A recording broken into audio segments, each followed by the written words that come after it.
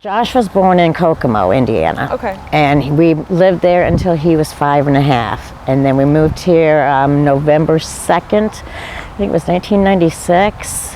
So he started kindergarten here. He had a hard problem with that. It was hard adjusting for him. He wasn't really a troublemaker or nothing like that. He was a daredevil. He would go to the Juniper apartments, not the apartments, the Juniper trails, and he loved riding BMX, so he was jumping the trails and all the time. So he was one that would get hurt. I think he thought maybe with the drugs he can be a daredevil too and get away with it. But he didn't want to do them. He tried, he kept trying, and he tried. It wasn't us, it wasn't nobody else.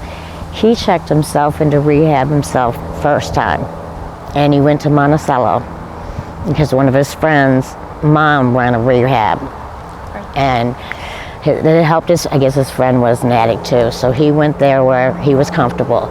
He had to get a job and help pay. He had to pay rent and do all that. So I mean, he tried. How old was he at this time? At that time, he was probably about 19 maybe. So that was probably his first try in rehab. I don't think he took that time serious. He didn't think he was an addict or anything. And he had friends down there that were going through it too. So they were secretly getting high and doing stuff outside of the rehab. They had their own apartment. But when he was in the rehab apartment, he had to pay rent. So he always had to get a job. And then he had to get his own food and stuff like that. I think he did this 4 times, okay. 4 or 5 times, and he always went to the same rehab. And the last time he had went to somewhere in Lafayette, and he was doing good there. He was doing real good. He came home for Christmas, and great Christmas. He was doing great, no problems, except for him and his girlfriend were having some problems and stuff. And he came home for Valentine's Day. I didn't get to see him. He drove down here to see his girlfriend, and they apparently rented a hotel room, and they had a fight, and Josh took off and left and went and got heroin, I guess. And he had been in rehab, oh God, since September, I think it was. It was September he was in rehab. So. And how old was he at this time? At this time he was 24.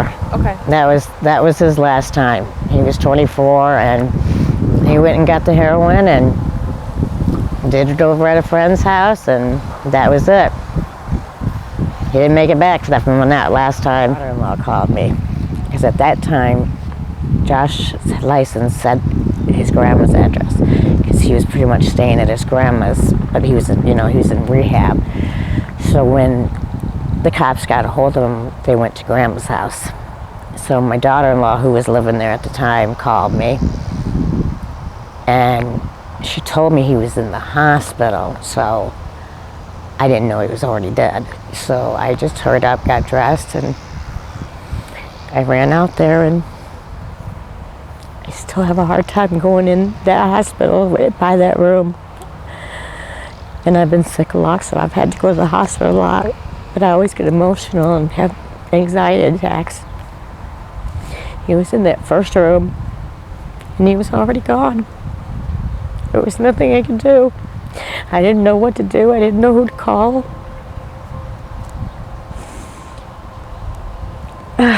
Sorry, take I know. as much time as you need. It's a terrible situation. My best friend came, and her husband came, and then my brother came. I'm not sure why my brother came. I think I called him first, even though I have nothing to do with them now. One thing I do remember that hurt like hell. The cop came to give me his stuff,